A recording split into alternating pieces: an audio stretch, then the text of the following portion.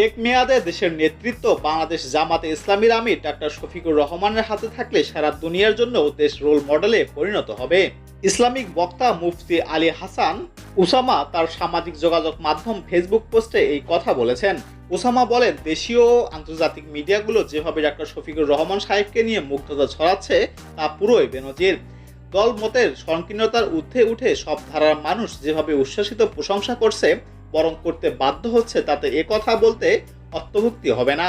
এক মেয়াদে দেশের নেতৃত্ব তার হাতে থাকলে লাখো অমুসলিমও দিনের দিকে ধাবিত হবে, সারা দুনিয়ার জন্য দেশ রোল মডেলে পরিণত হবে।